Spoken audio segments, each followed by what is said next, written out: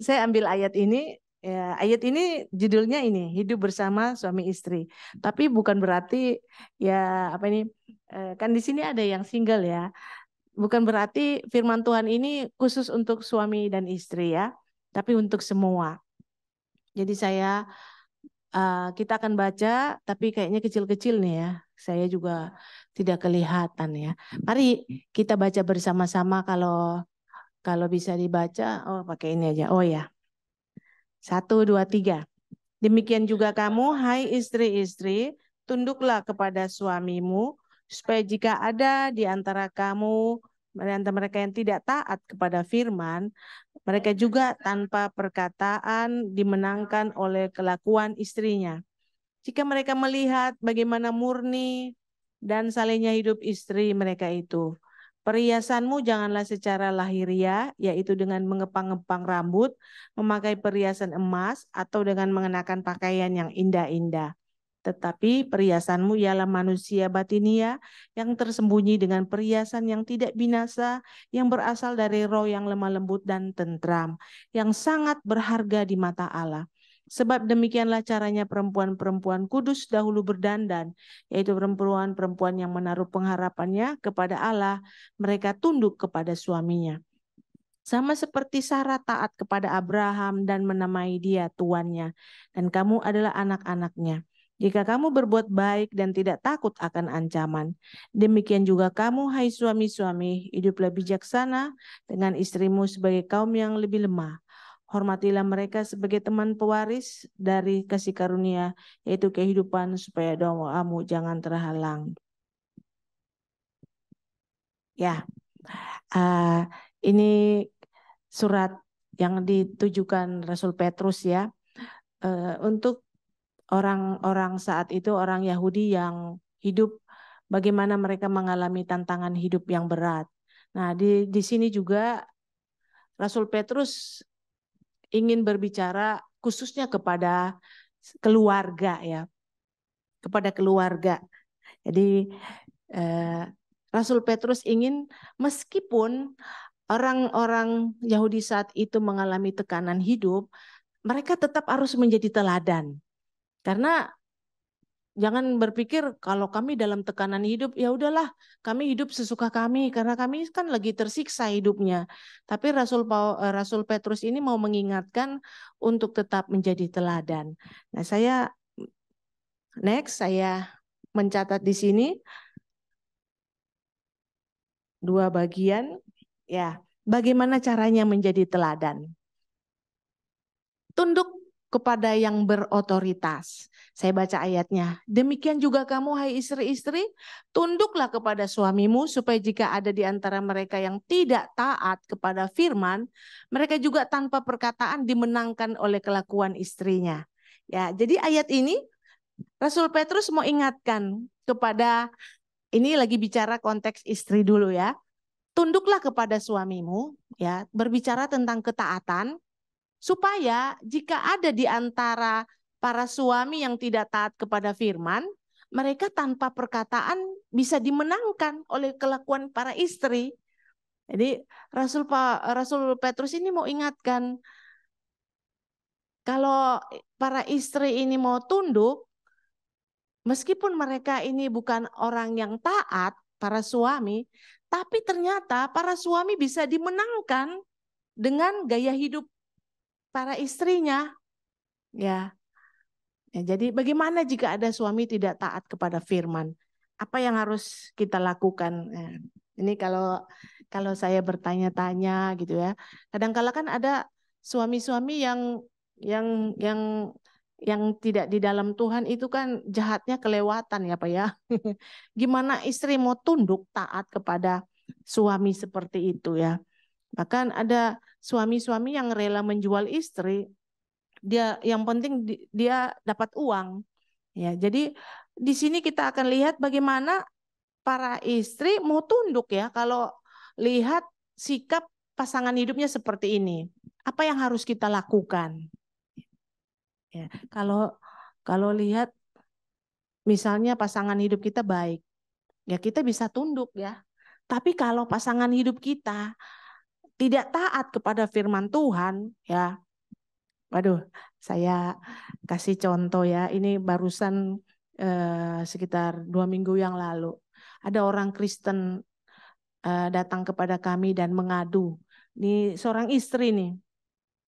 Dia bilang, saya kepingin pisah dengan suami saya. Kenapa? Ya suami dia ternyata tidak di dalam Tuhan ya. Bukan orang Kristen ya. Lah kenapa kamu mau nikah dengan dia ya? Jadi dia sudah dari dulu memang kami sudah ingatkan jangan menikah dengan yang tidak seiman ya. Terus dia cerita, saya bilang apa yang dilakukan oleh suamimu? Waduh, udah penjudi ya, tidak kerja, tidak bisa memberi nafkah, tapi kerjanya berjudi gitu. Terus selingkuh, narkoba, peminum. Waduh, kalau Bapak Ibu ya yang ada di rumah, kira-kira istri bisa tunduk nggak sama suami seperti itu gitu. Ya kan? Bagaimana mau tunduk kalau suami tidak taat firman? Ya, kalau lihat kadang-kala suami taat pun kita sulit untuk tunduk, apalagi kalau lihat seperti itu ya. Ya, jadi kita akan lihat selanjutnya Alkitab bilang apa tentang tunduk kepada yang berotoritas gitu. Next. Ini ya, saya baca ayat ini ya. Hai anak-anak, taatilah orang tuamu di dalam Tuhan karena haruslah demikian. Hormatilah ayahmu dan ibumu, ini adalah suatu perintah yang penting seperti yang nyata dari janji ini. Supaya kamu bahagia dan panjang umurmu di bumi. Ya, ya ini saya mau beritahu ini bagaimana tunduk kepada yang berotoritas ya. Alkitab juga mengingatkan kita untuk tunduk kepada orang tua. Karena jaminannya ini, taatilah orang tuamu di dalam Tuhan dan haruslah demikian. Ada janji Tuhan seperti ini, seperti yang nyata dari janji ini supaya kamu bahagia dan panjang umurmu di bumi. Ada anak muda yang rajin pelayanan, orang Kristen. Ya. Bahkan kalau hari Minggu dia bisa pulang tengah malam ke rumah. Kenapa? Artinya sibuk dengan pelayanan gereja. Bagus dong ya. Tapi ternyata ketika dia pulang ke rumah, mamanya cerita, anak saya tidak menghormati saya. Caranya gimana dia tidak menghormati? Ya, anak saya tidak mau tegur dengan baik orang tuanya. Misalnya ya, dia mau pergi dia nggak pamit sama orang tuanya. Lah, emang orang tuanya di situ apa gitu ya? Terus dia pulang juga diam-diam. Giliran dia perlu sesuatu sama mamanya, dia nggak bilang begini, Mama, kos kaki saya di mana? Tapi dia ngomong begini, ini mama yang cerita, kos kaki saya mana? Dia seperti bertanya sama pembantu ya. Ya, jadi ini bicara tentang tunduk kepada yang berotoritas. Jadi seperti tadi firman Tuhan sebelumnya itu orang Kristen kalau kita sudah hidup di dalam Tuhan, Tuhan ingatkan kita tetap harus tunduk kepada yang berotoritas. Apapun orang tua kita, apapun pasangan kita punya jahat seperti apa, karena ini yang Tuhan inginkan, kita tetap harus jadi teladan. Karena tadi Rasul Petrus sudah ingatkan lewat ketaatan kita kepada pasangan, ya. Dengan demikian dia bisa menjadi percaya kepada Tuhan tanpa kita harus menggurui dia, tanpa kita harus banyak kata-kata dengan dia. Tapi ketika kita memberi rasa hormat kepada pasangan kita, orang bisa percaya kepada Tuhan dan setia. Ya, saya ingat kisah dosen saya ya. Dulu waktu saya kuliah, dosen saya ini cerita ya dia mungkin dia bukan dosen ya, dia dokter yang sering datang memeriksa kami ya. Setiap datang bawa istri gitu loh. Pak, saya bilang, kok Bapak selalu kalau datang bawa istri ya? Saya bercanda maksudnya. Pernah nggak Bapak jalan ke kemana-mana nggak bawa istri? Oh, saya selalu bawa katanya. Karena istri saya ini teladan yang luar biasa, dia bilang. Dulu waktu saya belum mengenal Tuhan, dia bilang, ya, saya selalu pulang mabok, pulang tinggal pukul istri, tapi ternyata istri saya itu begitu setia menunggu saya ketika saya pulang. Jadi sekarang ketika saya bertobat, wah, saya menganggap ini perempuan yang paling saya hargai, saya hormati. Jadi makanya kenapa dia selalu bawa? Dia mau tunjukkan ini istri saya yang paling saya hargai, yang paling saya hormati. Kenapa dia bisa bertobat? Karena dia melihat teladan dari istrinya. Dia melihat ketundukan istrinya kepada yang berotoritas. Padahal suaminya itu apa yang dia bisa berikan? Dia bilang, saya jahat sekali dulu. Tapi karena istrinya ini begitu tunduk kepada yang berotoritas dan dia selalu bawa di dalam doa untuk suaminya, suaminya bertobat. Jadi tanpa istrinya harus menggurui, setiap hari harus berkhotbah atau setiap hari dia harus kasih kata-kata yang membuat orang kadang-kala kalau kalau dinasehati kan kadang nggak suka ya.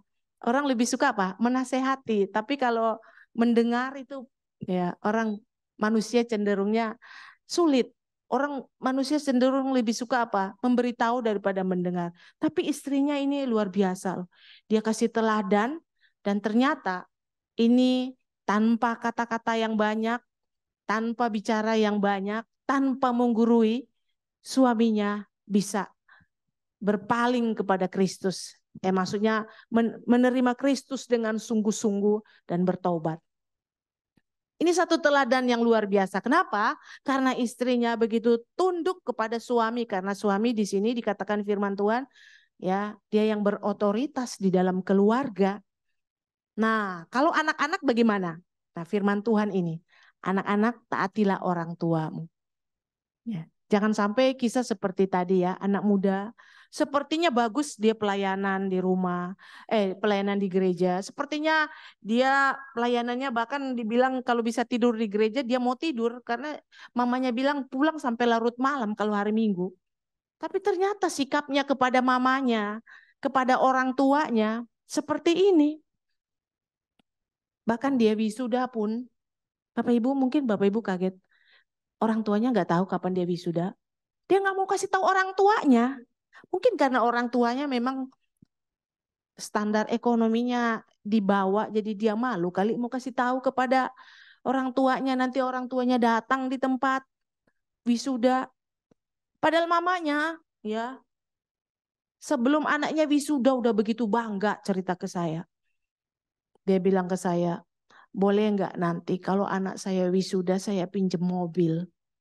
Saya mau berangkat sama-sama. Ternyata mamanya menunggu waktu itu nggak datang-datang. Kenapa? Karena anaknya tidak pernah memberitahukan. Tiba-tiba sudah, sekarang saya mau kerja, mah. Loh, kapan kamu wisuda? Kapan kamu selesai? Sudah, katanya. Saya sudah wisuda. Mamanya terluka sekali loh. Mamanya sakit hati sekali. Kok kamu nggak ngomong? Kapan katanya? Kapan kamu wisuda? Ya, sudah beberapa bulan yang lalu katanya. Ini anak pelayanan loh. Ini anak pelayanan. Saya mau ingatkan kita, kalau kita tunduk kepada orang tua, janjinya apa di sini? Bahagia dan umur panjang. Jangan bermimpi kita mau berbahagia kalau kita nggak menghormati ayah ibu kita. Jangan bermimpi kita mau umur panjang dan bahagia kalau kita tidak menghargai yang berotoritas. Mungkin kita menghargai pendeta kalau di gereja, tapi di rumah kita tidak menghargai orang tua. Itu sama saja. Tuhan mau kita bertunduk kepada yang berotoritas. Yang berotoritas itu siapa? Kalau di gereja pendetanya, kalau di rumah siapa? Anak muda saya mau tanya, di sini ada yang masih muda-muda kan? Yang berotoritas siapa? Kita atau Orang orang tua. tua? Sekarang terbalik loh. Ada anak yang jadi raja di rumah loh. Orang tua begitu tertunduk-tunduk sama anak. Pernah lihat anak-anak bagaimana menendang orang tua? Bagaimana anak memaksa orang tua beli HP di mall dan orang tua nggak kasih karena memang nggak ada uang? Pernah lihat, saya pernah dapat video anak menendang bapaknya karena bapaknya nggak bawa motor sesuai yang dia mau. Dia maunya motor yang gede. Bapaknya cuma sanggup beli motor yang kecil-kecil. Tahu nggak? Dia tendang itu motor. Ya, dia tendang-tendang. Dia bilang, bukan ini yang saya mau. Nah ini, kalau kita mau ingin bahagia dan panjang umur, Tuhan ingatkan kita, taatilah orang tuamu di dalam Tuhan. Bagaimana kalau ada orang tua yang jahat? Mau tunduk gak? Gimana anak muda? Saya mau tanya. Kalau ada orang tua jahat, kita mau tunduk gak? Apakah kita punya hak untuk menghakimi orang tua kalau dia jahat? Enggak. Tuhan bilang apa? Penghakiman ada pada Allah. Seperti kisah Petrus tadi, istri-istri tunduk kepada suami meskipun suami tidak di dalam Tuhan. Jadi kalaupun orang tua kita ngelihat nggak di dalam Tuhan, tetap kita harus tunduk karena itu memang perintah Allah untuk berotoritas mengasihi orang tua. Dan kita merasa orang tua kayak begitu, mana pantas saya hormati. Oh, nggak bisa. Nanti kalau orang tua punya salah, itu adalah haknya Allah. Hak Allah yang berhak untuk menghukum. Kadang ada anak juga punya pingin main hakim sendiri ya. Dia mau kerasin orang tuanya dengan cara dia. Salah. Alkitab tidak pernah mengajarkan anak untuk seperti itu. Di sini Alkitab bilang, anak-anak taatilah orang tuamu di dalam Tuhan karena haruslah demikian. Bapak Ibu pernah lihat keluarga yang sayang orang tua, seperti apa hidup mereka? Diberkati loh. Tapi kalau ada anak-anak yang, ya, saya ingat ada jemaat saya bilang begini, anak saya punya banyak uang, giliran mau ke luar negeri, dia bilang begini ke saya, mama di rumah ya, jaga anjing-anjing, mama kasih makan supaya mereka jangan kelaparan. Mamanya bilang, nggak mau aku, emangnya saya satpam, ya. Bukannya anak-anaknya bawa ya ikut mamanya, kalau mamanya masih kuat kan. Sebenarnya bisa dong orang tua dibawa. Tapi ada anak ya, kalau sudah punya banyak uang sudah lupa diri sama orang tua. Bilang, mama jaga rumah, kan jaga anjing-anjingnya katanya. Mamanya cerita ke saya nggak mau. Enak aja saya jadi satpam untuk anjing-anjingnya katanya. Ya itu, karena seringkali anak kalau sudah banyak banyak uang lupa ya, untuk berbagi sama orang tua itu nggak lagi ingat. Dia lupa orang tua punya perjuangan bagaimana dulu membesarkan orang anak-anaknya gitu. Jadi ini ya, lanjut ayat selanjutnya. Ya, ini kita baca ya. Tunduklah kepada Allah, kepada semua lembaga manusia, baik kepada raja sebagai pemegang kekuasaan yang tertinggi, maupun kepada wali-wali yang diutusnya untuk menghukum orang-orang yang berbuat jahat dan menghormati orang-orang yang berbuat baik.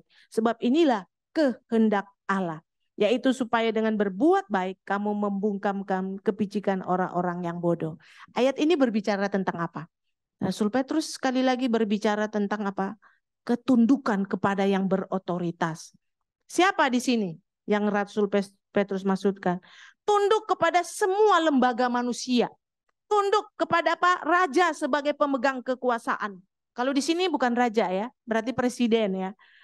Maupun kepada wali-wali yang diutus untuk menghukum orang-orang yang berbuat jahat. Ya, jadi kita sebagai orang Kristen harus ingat siapa yang berotoritas di dalam hidup kita. Kalau di kantor siapa yang berotoritas, di rumah siapa yang berotoritas, di gereja siapa yang berotoritas gitu.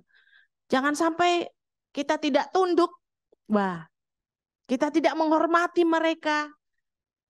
kita tidak menjadi teladan. Selanjutnya, klik ini. Saya ada gambarnya ya.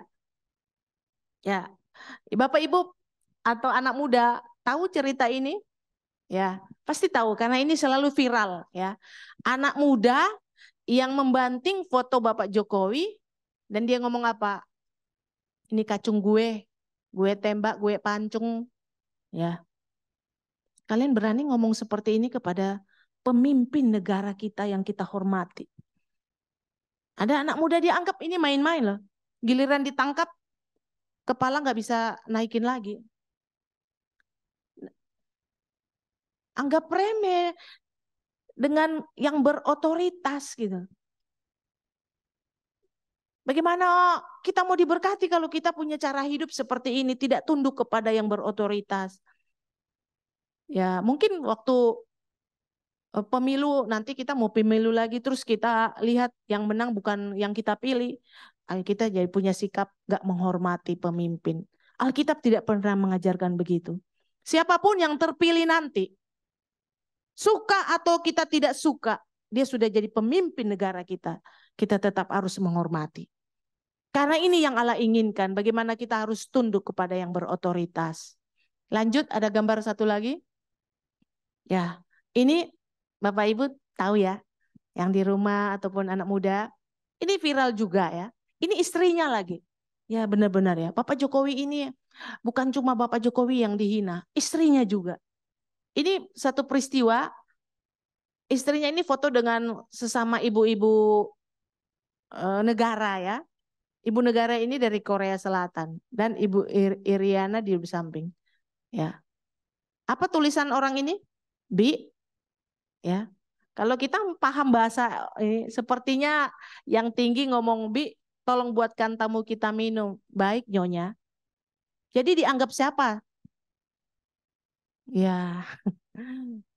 Bayangkan seorang ibu negara dihina seperti ini. Kenapa bisa terjadi seperti ini? Karena kurang pemahaman akan Alkitab bahwa kita harus tunduk kepada yang berotoritas. Kita harus tunduk kepada yang berotoritas. Apalagi kepada Allah kita yang sudah mengajarkan firman Tuhan. Allah begitu mengasihi ciptaannya. Tuhan bilang burung di udara saja Tuhan pelihara. Tuhan bilang kita ini umat kepunyaan Allah. Berharga di mata Allah. Dan kita menghina ciptaan Tuhan. Ini orang-orang yang tidak bisa menjadi teladan. Selanjutnya, ya bagaimana dengan kita? Dalam dunia, sejarah dunia ini kita bisa banyak menemukan teladan ya. Di Alkitab, sebenarnya banyak teladan-teladan orang-orang tokoh-tokoh ya. Termasuk salah satunya adalah Tuhan kita Yesus Kristus. Tuhan Yesus memberikan teladan apa untuk kita?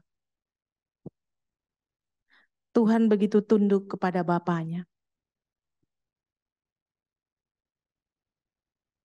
Ketika Tuhan ada di Taman Getsemani, sebelum dia ditangkap dan akan dianiaya, Tuhan bilang apa? Tuhan, dia bilang, Bapak kalau boleh cawan itu kan melambangkan penderitaan yang akan dia lewati. Kalau boleh cawan ini lalu daripadaku. Artinya Tuhan Yesus tahu bahwa dia akan menghadapi satu penderitaan yang sangat-sangat luar biasa. Dia tahu dia akan melewati penderitaan yang luar biasa siksanya. Dia akan dihina, dicaci maki, dicambuk. Bayangkan, Allah yang maha tinggi akan direndahkan oleh manusia. Sehingga Tuhan sendiri bilang, Tuhan kalau boleh cawan ini lalu. Tapi Tuhan sadar, saya harus melakukan kehendak Bapa. Saya tidak boleh menolak perintah Bapa. Saya harus lakukan ini. Sehingga Tuhan bilang, kehendak-Mu yang jadi. Dan Tuhan tidak membatalkan apa rencana Allah. Tuhan tidak pernah berkata tidak untuk setiap rencana Bapanya. Kenapa? Karena Tuhan memberikan teladan yang luar biasa kepada manusia. Dia tidak pernah menolak yang berotoritas dalam hidupnya. Pertanyaan buat kita, apakah kita sudah menjadi teladan selama ini? Bapak Ibu yang ada di rumah, suami istri, apakah kita jadi teladan ya? Kadang-kala kita bisa berhadapan dengan mertua, yang kadang-kala mertua tidak di dalam Tuhan. Ya. Kalau orang tua kita tidak di dalam Tuhan, terus kalau dia bawel, apakah kita tidak mau tunduk? Apa teladan kita? Padahal ya Tuhan mengingatkan kita seperti di dalam Petrus tadi, tanpa banyak kata-kata, tindakan kita buktikan. Tanpa menggurui, tapi kita bisa buktikan dengan tindakan yang nyata. Apakah kita sudah menjadi teladan? Anak muda di tempat ini, kapan kita menjadi teladan? Apa mau tunggu sampai nantilah saya masih muda? Ya, nanti kalau saya sudah tua baru saya kasih teladan buat anak cucu. Loh kan kita bisa jadi teladan buat teman di sekolah, tempat kuliah, tempat kerja. Kapan kita menjadi teladan? Sekarang ini, bukan tunggu setelah tua, bukan tunggu setelah berkeluarga. Atau nanti kalau saya sudah pelayanan, baru saya kan malu kan, nanti kalau nggak jadi teladan kan. Malu, atau kalau saya dibilang apa gitu, kalau saya majelis, diaken, aduh malu. Tuh, sekarang ini Tuhan mau kita menjadi teladan. Menjadi teladan bukan berbicara soal usia. Rasul Paulus pernah mengingatkan Timotius, jadilah teladan. Meskipun engkau muda, dalam perkataanmu, dalam tingkah lakumu, Rasul Paulus ingatkan, jangan tunggu tua baru kita jadi teladan. Dan teladan itu salah satunya adalah soal karakter ya. Bagaimana kita nggak usah terlalu banyak bicara untuk supaya orang mau hormati kita. Lewat tindakan. Ketika kita bisa berbuat sesuatu yang luar biasa, orang sudah akan melihat teladan kita. Kita lihat selanjutnya. Saya ingin buka, klik, boleh diklik ini film ini. Bukan sekedar kata-kata ya. Kalau bisa di bawahnya ada klik ya. Saya senang memutar film Yesus Kristus ya. Yesus Kristus membasuh kaki murid-muridnya. Yesus tahu waktunya sudah datang, di mana ia harus meninggalkan dunia ini dan kembali pada Bapanya. Ia selalu mengasihi orang-orang yang menjadi miliknya di dunia dan mengasihi mereka sampai akhir.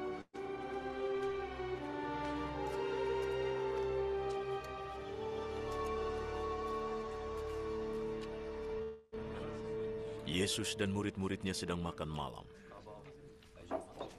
Iblis sudah dimasukkan dalam hati Yudas, putra Simon Iskariot. Tugasnya untuk mengkhianati Yesus. Yesus tahu Bapa sudah menyerahkan kekuasaan kepadanya. Ia tahu bahwa ia datang dari Allah dan akan kembali kepada Allah.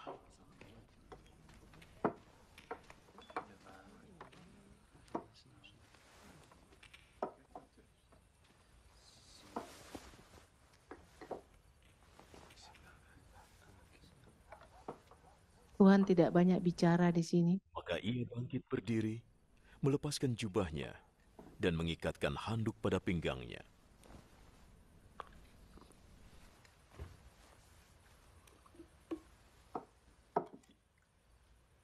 Apa yang Tuhan Yesus lakukan?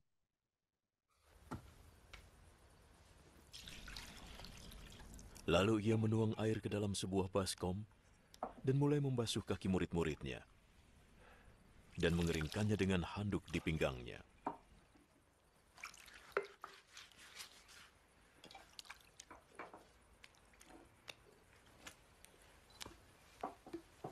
Yang harusnya membasuh itu siapa? Guru apa murid ya?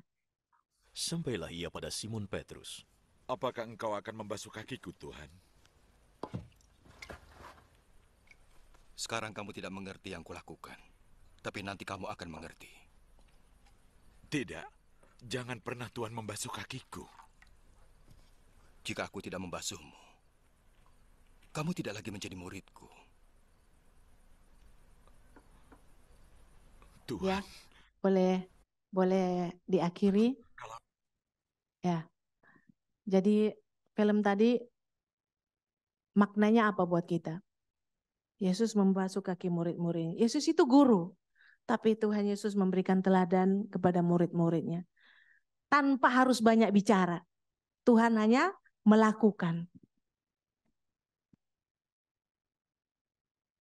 Kalau Tuhan Yesus membasuh kaki murid-muridnya, apa artinya ya? Dia memberikan satu teladan bagaimana kerendahan hati untuk murid-muridnya. Supaya mereka jangan menjadi sombong. Supaya mereka jangan meninggikan diri. Supaya mereka jangan lupa diri tentang siapa mereka. Tuhan Yesus lagi berbicara tentang kerendahan hati.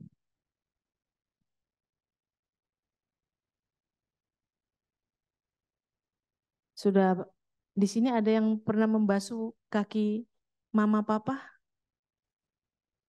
Saya pun belum pernah.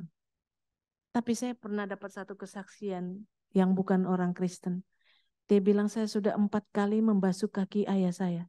Saya salut luar biasa. Dia begitu mengasihi ayah ibunya. Itu poinnya. Jadi poinnya dia sadar tanpa rasa hormat dia kepada orang tua dia tidak akan diberkati.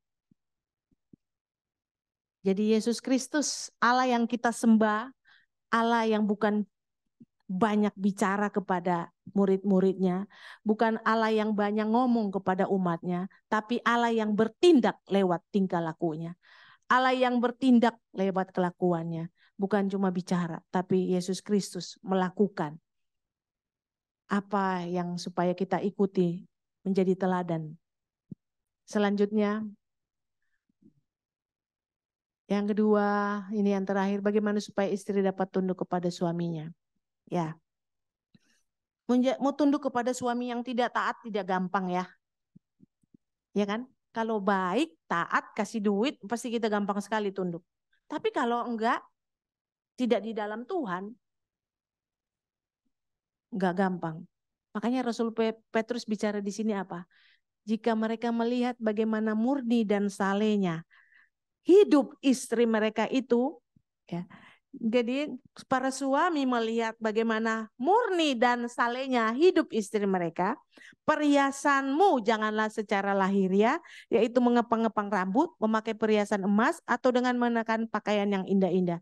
Tetapi perhiasanmu ialah manusia batinia yang tersembunyi dengan perhiasan yang tidak binasa, yang berasal dari roh, yang lemah lembut dan tentram, yang sangat dihargai di mata Allah. Dari mana suami dapat melihat kesalehan istri mereka? Dari perhiasan yang tersembunyi, manusia batinia mereka. Jadi apa? Kehidupan rohani istrinya. Suami bisa menerima Yesus Kristus sebagai Tuhan untuk hidup benar-benar, bisa karena melihat teladan daripada istrinya yang hidupnya hidup di dalam Tuhan, mengandalkan Roh Kudus. Di sini ayat 2 bilang jika mereka melihat bagaimana murni dan salehnya hidup mereka. Luar biasa ya. Istri juga nggak bisa mengandalkan diri sendiri. Kita untuk tunduk kepada yang berotoritas atau tunduk kepada pemerintah, tunduk kepada gembala, tunduk kepada pasangan kita, memang tidak bisa dengan mengandalkan diri sendiri. Kita harus mengandalkan kekuatan Roh Kudus. Manusia rohani kita ini yang harus kita tingkatkan. Karena kalau mengandalkan diri pasti kita bisa emosi, kita bisa marah, kita bisa kasar. Apalagi kalau pasangan kita kasar. Tapi di sini Tuhan ingatkan, andalkan Roh Kudus untuk kita bisa menjadi teladan. Sehingga ketika Roh Kudus itu menguasai hidup kita, ya, kita punya tindakan nyata di dalam kehidupan setiap hari, tanpa berkata-kata, tanpa menggurui siapapun, orang bisa melihat teladan di dalam hidup kita. Ada seorang istri cerita kepada saya, suami saya tadinya tidak di dalam Tuhan. Terus bagaimana dia bisa datang kepada Tuhan? Apakah Ii mengajak dia? Kata istrinya, suami saya kalau diajak mah nggak mau. Dia akan selalu menolak keras kalau untuk ke gereja. Jadi apa yang Ii lakukan, saya tanya. Saya hidup di dalam kepatuhan kepada suami saya. Saya hidup dengan mengandalkan Roh Kudus. Saya hidup takut akan Allah. Saya benar-benar melakukan apa yang Tuhan firmankan dalam hidup saya. Sehingga suami saya melihat, ternyata istri saya ketika hidup sungguh-sungguh dalam Tuhan, lebih baik daripada dia tidak di dalam Tuhan. Sehingga suatu saat suaminya bilang begini, saya mau mandi, mau ikut kamu ke gereja. Dia kaget. Dia sadar kalau mau ngajak suaminya selalu keras sekali nggak mau ikut. Kok papa sekarang mau ke gereja? Iya, saya lihat kamu berubah. Ketika kamu melayani Tuhan, kamu mau taat dengan agamamu, saya lihat kehidupan kamu berubah. Kamu menjadi istri yang baik, kamu menjadi istri yang luar biasa di mata saya. Sehingga saya malu dengan diri saya. Saya malu sebagai pasangan yang tidak setia. Dan akhirnya sekarang saya sadar saya mau ikut dengan engkau. Saya mau mengikut Tuhanmu yang mengajarkan kebaikan di dalam hidupmu. Ini seorang ibu yang cerita kepada saya. Saya tanya, ibu apakah suka ngomong banyak dengan suami? Saya nggak berani. Suami saya kasar sekali. Kalau bicara tentang Tuhan dia akan marah. Bicara tentang penginjilan dia akan marah. Jadi saya hanya lakukan apa? Saya melakukan kebenaran. Apa yang Tuhan ingatkan kepada saya di dalam firman, itu yang saya lakukan tiap hari. Saya doakan terus suami saya. Saya doakan terus suami saya. Dan dia hidup benar dalam mengurus anak-anak, dalam menghormati suami, dalam menghormati ibu mertua, ayah mertua, dia hidup. Sehingga lambat laun suaminya mau datang kepada Tuhan. Ini semua karena teladan. Teladan yang tanpa bicara. Teladan yang tanpa menggurui. Bisa membawa orang lain kepada Kristus. Jadi anak muda yang hadir hari ini ataupun di rumah. Ya, andalkan Roh Kudus dalam hidup kita. Jadilah teladan tanpa banyak bicara. Tanpa menggurui orang lain. Karena saya sadar, kita kalau banyak ngomong ke orang, orang nggak suka. Tapi ketika kita tunjukkan, wah, orang akan lihat. Tanpa disuruh, jemaat saya ada yang ya mungkin dia sebagai statusnya sangat dihormati di kantor dia. Tapi di gereja, dia bisa melakukan banyak hal. Dia mau ambil sapu, menyapu, dia mau beres-beres. Tanpa harus bilang, yang lain ikut dong. Yang lain sama kayak saya dong, menyapu dong. Dia nggak perlu banyak bicara, dia tidak perlu menggurui. Dia hanya buktikan dengan tingkah laku dia. Akhirnya orang salut, orang melihat teladan yang luar biasa tanpa menggurui. Selanjutnya, ya, mengandalkan Roh Kudus. Ini ayatnya. Tetapi penghibur yaitu Roh Kudus yang akan diutus oleh Bapa dalam namaku, dialah yang akan mengajarkan segala sesuatu kepadamu dan akan mengingatkan kamu akan semua yang telah kukatakan kepadamu. Roh Kuduslah yang mengubah hidup kita. Dia yang mengingatkan kita siapa Tuhan kita. Selanjutnya,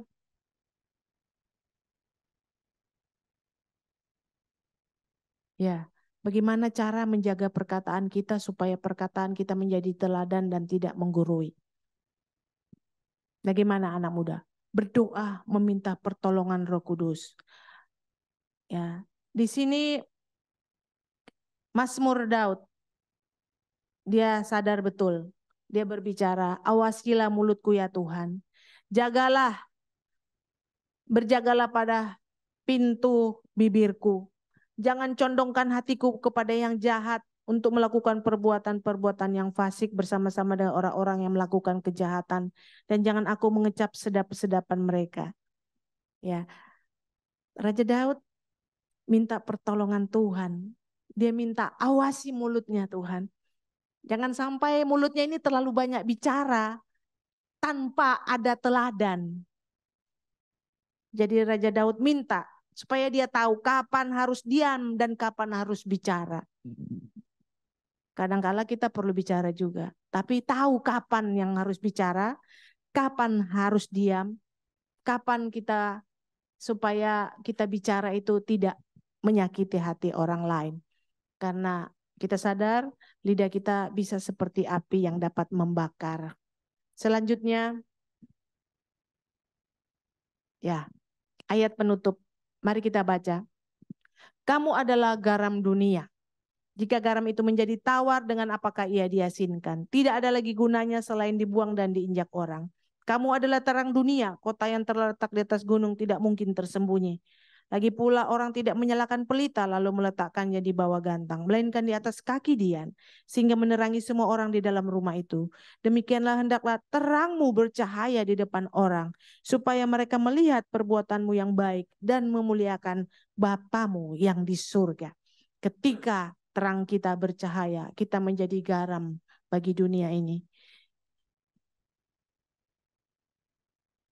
Ketika kita menjadi teladan, apa ayat terakhir? Supaya mereka melihat perbuatanmu yang baik dan memuliakan Bapamu yang di surga. Ketika kita jadi teladan, nama Tuhan dipermuliakan. Ketika kita melakukan apa yang Allah inginkan, nama Tuhan yang dipermuliakan, bukan kita. Mari kita berdoa untuk firman Tuhan. Terima kasih Tuhan, kami boleh belajar bagaimana untuk jadi teladan. Kami sadar jadi teladan tidak gampang Tuhan. Untuk itu kami perlu bantuan Engkau Tuhan. Allah Roh Kudus yang akan memampukan kami. Karena tanpa Tuhan kami tidak bisa berbuat baik. Kami tidak bisa menjadi teladan bagi orang lain.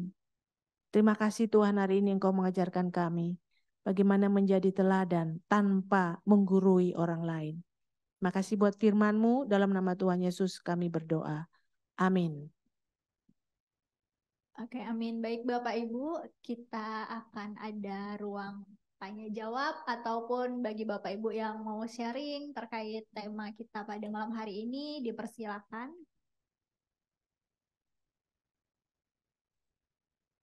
Iya, mungkin ada yang mau sharing ya, mau bertanya.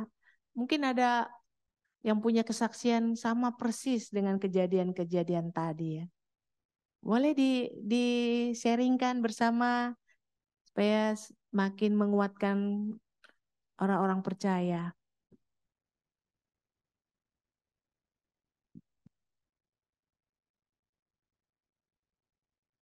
Sambil menunggu saya ngomong ya. Saya tadi ada satu kisah lagi. Dosen saya ini dosen teologi ya. Suaminya ini tentara. Jadi kalau tentara betapa kuatnya tenaganya ya. Tapi ternyata belum di dalam Tuhan. Jadi istrinya kalau berdoa, dia doakan suaminya. Ketika nama suaminya disebut, Bapak Ibu tahu nggak apa yang dia lakukan? Ditendang dia. Saya bilang seumur-umur saya baru dengar orang lagi berdoa ditendang. Ditendang sama suaminya. Tapi ketika saya bertemu kembali, dia bilang suami saya sudah di dalam Tuhan. Wow, luar biasa. Apa yang merubah? Teladan daripada istrinya. Istrinya mah kecil. Mana bisa ngelawan suami dengan tenaga? Nggak bisa kita ngelawan. Tapi dilawan dengan doa yang luar biasa. Dia berlutut doain suaminya. Dan dia kasih teladan di rumah. Dia kasih teladan di tengah anak-anaknya. Dia menghormati suaminya. Akhirnya suaminya bertobat. Wow, saya dengar kesaksian ini luar biasa ya. Memang nggak gampang untuk menjadi teladan. Gimana anak muda di sini ada pertanyaan? Ada tantangan ketika mau jadi teladan? Kadang kan kalau kita mau jadi baik suka dibilang sok suci lah. Nggak usah kayak gitulah zaman sekarang katanya.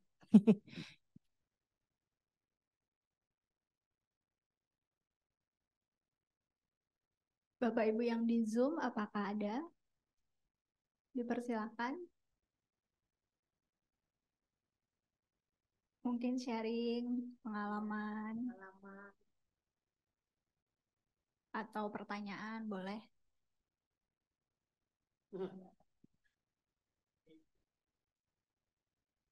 Oh iya, Bu Mei mungkin kesaksian.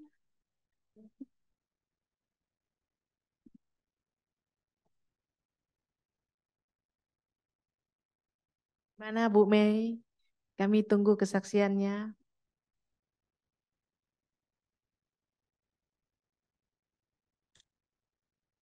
Namanya sama dengan saya nih, Mei. Selamat malam, Ibu Mei juga. Saya mau nanya, berhubungan dengan kita harus tunduk terhadap otoritas, apalagi posisi kita itu sebagai anak ya. Saya mau nanya, apakah boleh seorang anak menegur orang tuanya jika orang tuanya itu mungkin berkata kasar atau berperilaku kasar atau tidak menepati janji? Apakah kita dibilang anak yang durhaka? Begitu, Bu. Terima kasih. Iya, saya kalau dari saya ya mungkin ada pendapat dari Pak Pendeta atau Pak Heri. Kalau soal menasehati, apalagi kalau yang dinasehati itu katanya kan tadi lupa dengan janji ya, ya nggak, menurut saya nggak salah sih ya untuk mengingatkan ya. Kalau kan beda ya, bukan berarti kita kalau tunduk itu sudah nggak boleh ngomong sama orang tua kita ya. Papa lupa loh, Papa janji loh katanya kemarin mau mau pergi jalan-jalan. Sekarang Papa lupa loh. Apa salah untuk mengingatkan orang tua ya? Atau misalnya Papa Papa ngomong ke kita jangan merokok. Ternyata Papa sendiri merokok. Emang salah kalau kita ngomong begitu? Ya. Kalau saya, menurut saya sih itu bukan berarti kita nggak tunduk ya sama orang tua karena kita menasehati ya. Menasehatinya itu yang perlu kita bahas. Menasehatinya dengan seperti apa, gayanya seperti apa. Nah ini andalkan Roh Kudus. Jangan ada anak memang karena merasa ya, ada anak memang kadang merasa sudah di atas angin atau merasa uangnya udah banyak atau kadang-kala anak jadi merasa apalagi kalau orang tuanya yang dia lihat sudah nggak berdaya. Kadang saya temukan ada anak kasar sama orang tua. Ya, dalam menegur pun bisa jadi kasar. Kita harus sadar dengan siapa kita sedang berbicara. Ketika kita berbicara dengan orang tua, meskipun orang tua itu sedang bersalah, tegurlah dengan baik-baik. Makanya mengandalkan Roh Kudus supaya perkataan kita ini meskipun itu bersifat teguran tapi tidak menyakiti hati orang tua. Ya, tidak menyakiti orang yang kita tegur ya. Kadang-kala kan ada orang tegur kasar ya. Ya, jadi kalau diomongin begitu kan ada orang tua bisa tersinggung ya. Saya mau cari contoh tapi belum ingat ya. Kalau teguran-teguran yang kasar. Tapi kalau teguran yang saya punya om ya. Om saya itu perokok. Ini bicara tentang rokok ya. Dia perokoknya dahsyat sekali ya. Saya tahu kan ya. rokok itu kan bisa bisa bisa menghancurkan hidupnya ya. Karena satu hari itu nggak berhenti. Nah, kita sebagai orang yang tahu tentang kesehatan, yang tahu tentang yang benar, kita juga nggak bisa diam, ya. Istrinya itu mungkin juga udah bosan ngomong atau ada juga yang takut bicara, tapi saya berani. Saya berpikir saya bicara ini kan bukan untuk mempermalukan atau untuk menjatuhkan om saya atau orang tua saya. Saya bilang, kapan om akan berhenti merokok? Om sudah lihat kan banyak yang sakit kanker karena rokok. Diam om saya. Dia tidak tersinggung, dia tidak marah. Padahal om saya itu udah tua. Tapi ya papa saya juga saya bisa bilang begitu. Tapi dia sadar ini teguran yang apa, ada firman Tuhannya, teguran teguran yang nyata, teguran yang karena kasih, bukan teguran untuk mempermalukan, menjatuhkan. Jadi saya jawab di sini, nggak salah sih kalau kita mengingatkan orang tua atau orang yang berotoritas tentang hal yang benar. Gimana Pak Pendeta? Itu saja dari saya.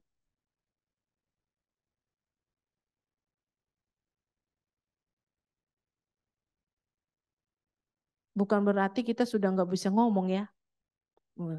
Nggak apa-apa kita bicara asal kita bicara kebenaran.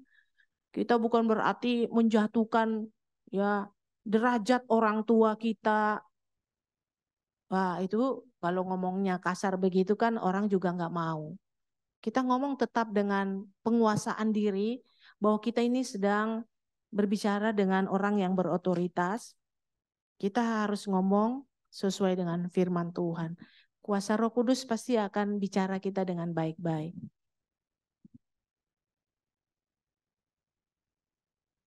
Ada lagi?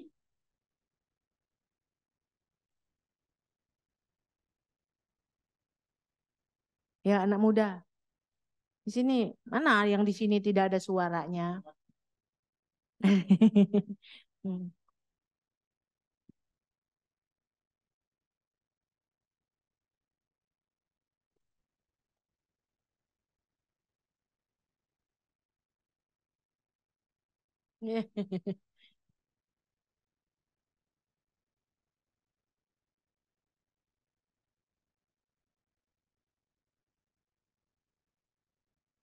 Boleh Ya, mungkin dari saya, Bu. Ibu Mei sudah terjawab tadi? Sudah Iya, ya. Bu. Terima kasih buat jawabannya. Oh iya. Tadi sekarang siapa? Oh Pak Ujang. Iya Pak, silakan Pak. Ya, oke. Terima kasih. Iya. Mungkin saya nggak tahu apakah pertanyaan saya ini masih relevan ke tema kita atau enggak ya. Cuman karena tadi bersinggungan dengan otoritas gitu. Karena kalau ngomongin otoritas, sebenarnya bukan hanya di keluarga gitu, tapi juga di pekerjaan gitu ya. Di pendidikan kita juga kita bertemu dengan pihak otoritas gitu. Mungkin saya sih lebih mau ngarah ke sana juga sih, tapi jadi mohon maaf kalau agak sedikit out of context. Tapi pertanyaannya gini sih Bu, Eh, seharusnya kalau kita berbicara apa pola relasi gitu ya, pola relasi di pekerjaan gitu, ada atasan ada bawahan gitu ya. Seharusnya kan yang menjadi teladan itu sebenarnya dari atasan gitu ya. Nah, tapi bagaimana kalau misalnya ternyata kita dihadapkan dalam situasi yang kita bukan atasan bukannya menyuruh sesuatu yang baik tapi menyuruh sesuatu yang buruk gitu ya. Menurut kita itu melanggar ya tidak sesuai dengan kode etik gitu ya. Dan akhirnya kita apa karena lingkungan pekerjaan juga yang akhirnya terbiasa melakukan hal seperti itu jadi tersingkirkan juga gitu. Bahkan kejadiannya malah ketika kita berani berbicara benar gitu, speak up, akibatnya kita kita sendiri yang akhirnya menerima akibat dipindahkan ke bagian yang tidak baik gitu, jadi terasing gitu ya. Padahal itu otoritas gitu. Nah, jadi bagaimana ya menyikapi hal seperti itu yang memang saat-saat ini kan kita juga sering juga bisa jadi dihadapkan dengan situasi seperti itu ya. Ini nyata sih, ini bukan sesuatu yang saya karang-karang, tapi seringkali kita tuh bertemu dengan titik-titik di mana titik-titik di mana tuh bersinggungan dengan etika atau moral gitu. Karena kan kalau di pekerjaan kan sebenarnya nggak semuanya Kristen gitu ya. Tapi kalau kita ngomongin moral, ya semua juga mengajarkan moral yang baik gitu. Di mana misalnya kita menjunjung tinggi kejujuran gitu ya, dan integritas. Tapi ketika otoritas itu tidak bisa memberikan teladan, itu malah malah menyarankan kita untuk tidak berbuat seperti itu gitu. Nah, apa yang harus kita hadapi ya? Terima kasih. Ya, terima kasih ya. Saya banyak bertemu dengan anak muda yang punya masalah-masalah seperti ini. Ya, mereka bekerja dan mereka dituntut untuk ini, tapi sebenarnya tidak sesuai dengan hati nurani mereka ya. Karena dia sadar ini nggak sesuai dengan hati nurani. Jadi ada juga yang tadi ada firman Tuhan bilang kita itu tunduk di dalam Tuhan ya. Tapi kalau sudah di luar Tuhan, kita nggak bisa begitu. Ya, contohnya begini ya, kalau atasan ini yang jahat banget ya, atasan suruh kamu ya, kalau kamu nggak ikutin perintah saya, kamu dipecat. Saya suruh untuk korupsi, ambil uang sekian-sekian. Nah, mau tunduk nggak kita sama otoritas? Memang di dalam pekerjaan kita harus tunduk. Alkitab bilang di tempat kerja yang berotoritas itu pemimpin kita. Tapi kalau tidak di dalam Tuhan, perintahnya, apakah kita mau tunduk? Kita mau ikut korupsi seperti yang dia mau? Nah, kan firman Tuhan bilang harus tunduk. Karena gimana? Di dalam Tuhan, dalam arti kalau yang berotoritas itu memerintahkan hal-hal yang benar. Tapi kalau sudah di jalur bukan hal yang benar, berarti dia sudah salah pemimpin itu. Tapi apakah kita mau ikutin? Gimana? Anak muda di sini gimana? Kalau kita disuruh lakukan hal yang salah oleh pemimpin kita di tugas, dengan ancaman kita bisa dipecat, bisa turun jabatan, bisa nggak dianggap. Mau bertahan di situ? Nah, resign katanya. Ada yang bilang resign ya. Saya punya anak muda yang mengalami seperti itu. Dia sudah menikah, dia kerja di perusahaan di bagian urus pajak. Nah, urusan pajak ini suka bermain dengan uang ya. Dia bilang, pekerjaan saya ini beresiko sekali. Saya harus memberitahukan keadaan keuangan perusahaan sekian-sekian. Dan padahal ini bohong benar, semua salah dia bilang. Dia bertahan nggak di situ? Kira-kira betah nggak orang seperti itu kerja di tempat seperti itu? Gelisah hatinya. Kalau kita orang benar bertahan nggak di situ? Pasti kita gelisah. Tuhan gelisahkan kita. Apa yang dia lakukan? Ya keluar. Jangan ingat firman Tuhan. Kalau kita hidup benar, Tuhan bilang jangan kita khawatir. Kan dia sadar dia masih bisa kerja di tempat lain. Kita punya potensi bisa kerja di tempat lain. Daripada kita di situ, kita gelisah, hidup kita tahu enggak benar. Kita takut dengan yang berotoritas. Tapi dia bilang akhirnya dia keluar. Daripada saya enggak tenang. Memang kalau kita hidup enggak benar, pasti kita gelisah. Tapi kalau kita hidup benar sesuai dengan firman Tuhan, kita pasti akan kerja dengan baik. Jadi ya pengalaman dari orang-orang yang bicara dengan saya, mereka rata-rata resign memang. Ya, memang berisiko ya, apalagi kalau udah kerjaannya enak di sana, kita rasa nyaman, udah banyak teman, kita dipercaya, terus gajinya juga udah tinggi. Apa kita tetap melakukan pekerjaan tapi tidak sesuai dengan yang Allah mau? Apakah kita mau melakukan perintah atasan tapi tidak sesuai dengan yang Allah mau? Apakah pekerjaan itu diberkati? Saya tanya di sini, kita bekerja tidak sesuai dengan firman Allah, apakah itu diberkati?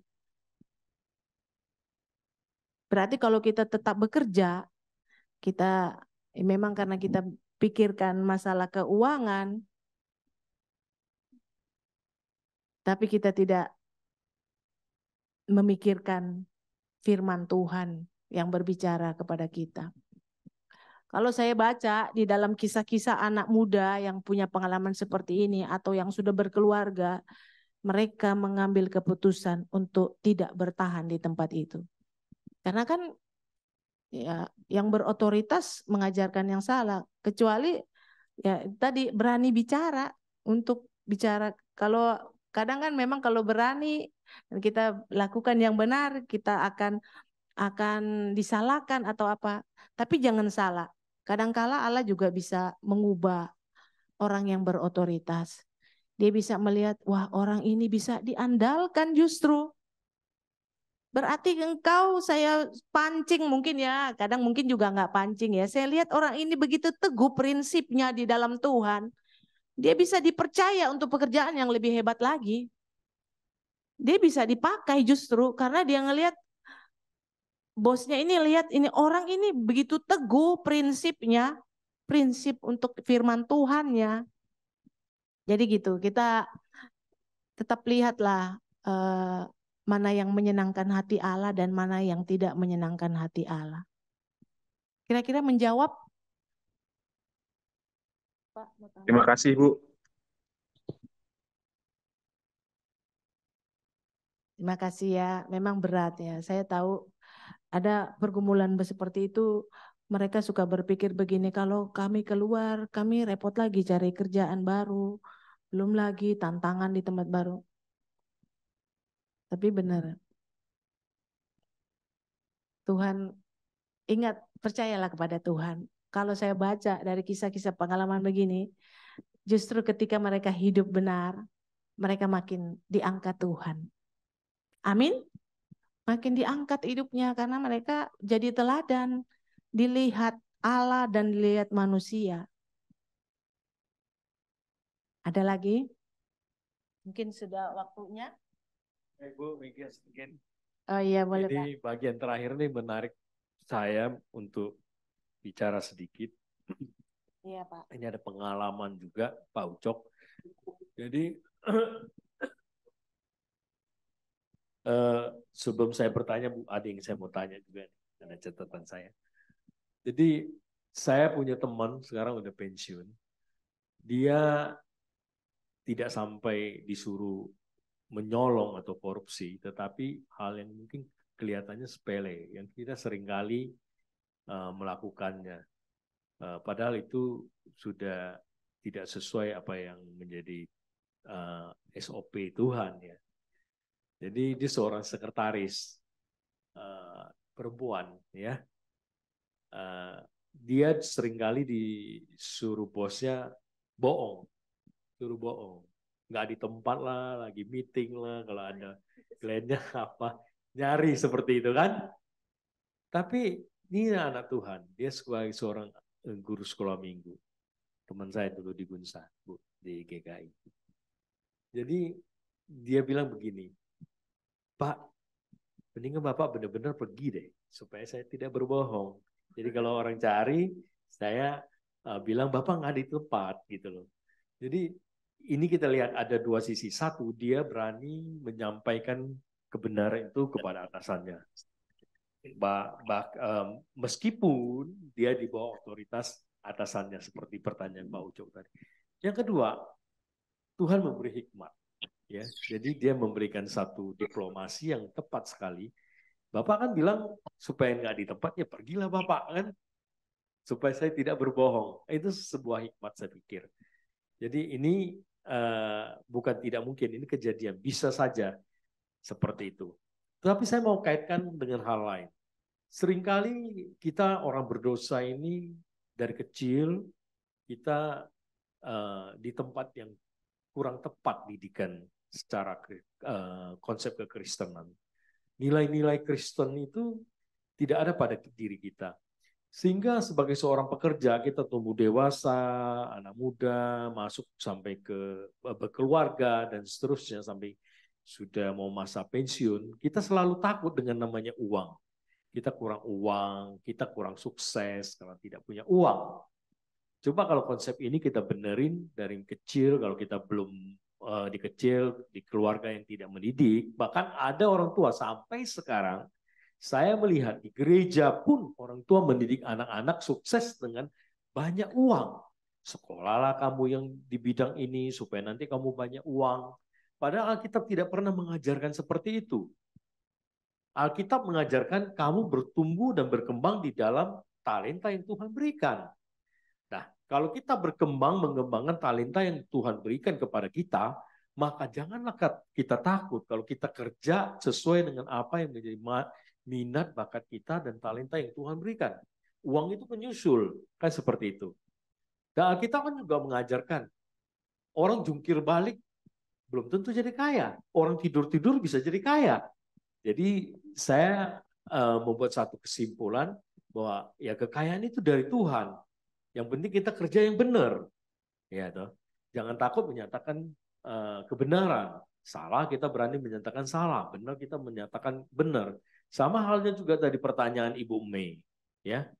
Yang Ibu Mika tadi jawab juga bagus sekali, ya. Saya kira itu udah tepat. Yang salah tuh bukan kita menyampaikan sesuatu yang benar, tetapi mari lihat kita sebagai yang muda bukan menegur, kita memberikan pandangan yang benar sesuai ajaran firman Tuhan. Yang salah adalah kita petantang-petenteng, kita ngomongnya kasar, kita ngomong dengan penuh emosi. Kalau orang tua kita salah, terus kita tegur seperti kita paling benar gitu. Kita lebih banyak asam garamnya daripada dia. Orang tua yang salah di situnya, bukan konten yang kita sampaikan yang sesuai dengan kebenaran Allah. Saya kira itu. Nah, untuk poin ini ada keterkaitan itu saya pikir. Jadi mari kita belajar mulai dari muda, bahkan nanti kita menjadi orang tua, jangan mendidik anak kita untuk uang dan uang menjadi sukses. Saya bersyukur pada Tuhan, anak kami 2 dari muda, dari kecil mereka, kami sudah diberikan pencerahan oleh Tuhan untuk mendidik mereka bukan untuk mencari uang. Saya selalu membukakan dan sama istri kami selalu supaya mereka melihat apa yang menjadi bakat dan minat, apa yang menjadi panggilan Tuhan terhadap hidup mereka. Apapun pekerjaan, apapun kuliah mereka. Mungkin orang bilang, wah nggak populer kamu sekolahnya kayak anak saya. Sekolahnya bahasa gitu loh. Mesti kamu pinter, cerdas, sekolahnya dokter dong, nggak seperti itu. Atau bisnis dong, kan gitu. Biar banyak uang nanti. Kami nggak pernah mendidik anak kami seperti itu, ya. Kami percaya Tuhan akan pelihara hidup mereka. Dan kesuksesan di mata Tuhan bukan itu.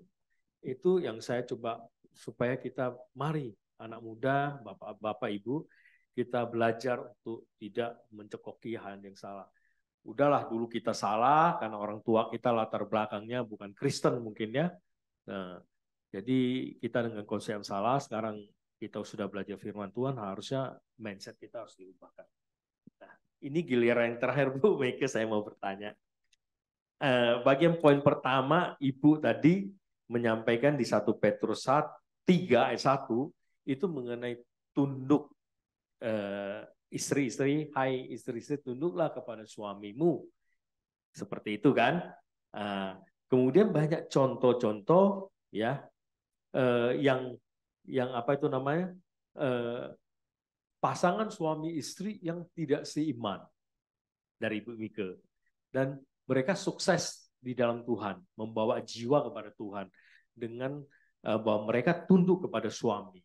Dan di ayat 1 tadi, pasal 3 memang dikatakan menang. Kalau saya lihat tafsiran lain selain TB, penerjemahan lain, ada terjemahan mana tadi saya lihat itu di terjemahan lain TS 13 ya, itu jelas di situ disebutkan suamimu belum percaya pada ajaran Kristus.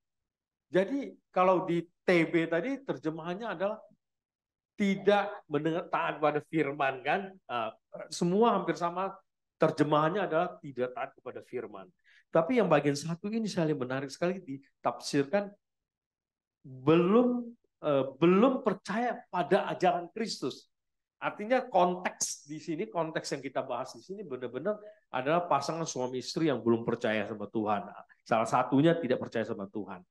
Nah, contoh-contoh Ibu Mika tadi semuanya mendukung ini. Dalam konteks banyak orang yang suaminya yang belum percaya didoakan dengan tidak banyak bicara, tetapi memberikan teladan hidup, mendoakan sehingga suami mereka bisa percaya sama Tuhan Yesus. Timbul pertanyaan saya, jangan-jangan nanti anak muda yang belum menikah nih pikir, wah kalau gitu boleh dong pasangannya tidak seimbang. Karena Paulus dalam Korintus jelas mengatakan bahwa kamu jangan menjadi pasangan yang tidak seimbang. Bahkan di dalam tafsiran terjemahan lain dikatakan, jangan kamu menjadi pasangan yang tidak seiman, atau dengan demikian tidaklah sepadan. Nah, kalau ingat sepadan tuh saya jadi ingat yang pasan sama Pak Gelen dulu, Kejadian 2 ayat 18 kan, penolong yang sepadan kan gitu kan. Jadi kayaknya kesannya bertolak belakang, tapi benar nggak Bu? Kebetulan kita bahas dalam konteks suami istri yang pada saat itu Petrus menasihatkan bahwa mereka memang masih ada suami-suami mereka yang tidak percaya kepada Tuhan. Tetapi dalam konteks setelah orang itu sesungguhnya masih baru, masih muda, masih fresh, belum menikah, nggak boleh nyari yang tidak seiman. Betul Bu? Itu pertanyaan saya sekaligus mohon Ibu penegasannya, penjelasannya kepada kita semua. Terima kasih. Oh iya, saya baru sekitar minggu lalu berbicara masalah ini. Ada orang Kristen sendiri ya, dia bilang begini, boleh dong menikah dengan tidak seiman katanya. Saya bilang, dari mana kamu ambil perkataan ini? Itu saya lihat sendiri, orang Kristen jemaat kita ada tuh dia menikah dengan tidak seiman. Buktinya sekarang dia jadi Kristen. Jadi maksud dia ini dia mau bilang boleh dengan tidak seiman, nanti juga saya injili, saya kasih kesaksian yang benar, baru nanti juga jadi Kristen. Nah, dia bela dirinya begitu, Pak. Dia membela diri, nanti kalau sudah menikah, baru orang itu akan pindah. Maksudnya percaya kepada Kristus. Saya tanya, emang kamu jamin kalau sudah menikah dia akan ikut kamu? Kalau kamu menikah dengan tidak seiman, kamu jamin? Dengan kekuatan penginjilanmu, dengan kau yakin sampai berbusa kamu akan ngomong dan kamu yakin dia akan pindah ikut kamu imannya, dia diam. Artinya saya mau kasih tahu itu kan pekerjaan Roh Kudus ya. Kalau suaminya yang cerita dia tadi bisa ikut istri, puji Tuhan banget ya. Artinya Tuhan berbelas kasihan untuk keluarga ini. Tapi bukan berarti kita mau mengikuti teladan keluarga itu. Boleh dong yang tidak seiman. Nanti juga jadi seiman kok ujung-ujungnya. Oh nggak bisa.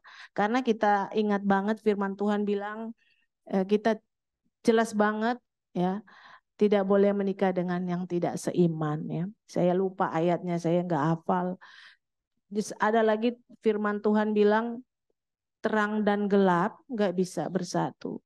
Kalau kita mau jadi orang yang taat kepada firman Tuhan, jangan kita apa ini dengan Tuhan seperti Bapak Abraham itu membujuk-bujuk Allah supaya Allah tidak menghukum orang-orang Sodom dan Gomora itu. Jangan kita ibaratnya, Tuhan nantilah pasti kalau sudah menikah dia akan saya akan bawa Tuhan. Kita kayak yakin banget kan pertobatan itu ada di dalam tangan Tuhan, bukan tangan kita. Ya, waduh, kalau dengar kesaksian orang-orang yang lain yang tidak seiman menikah, dia nggak tahu. Dia bilang yang seiman aja bisa banyak persoalan, apalagi dengan tidak seiman. Jadi kalau saya Pak, saya akan tetap bilang, tetap kamu dari awal kalau kamu sudah taat kepada Tuhan, Tuhan akan memberkati keluargamu. Jangan berpikir, enggak apa-apalah Tuhan, nanti juga saya akan bawa dia.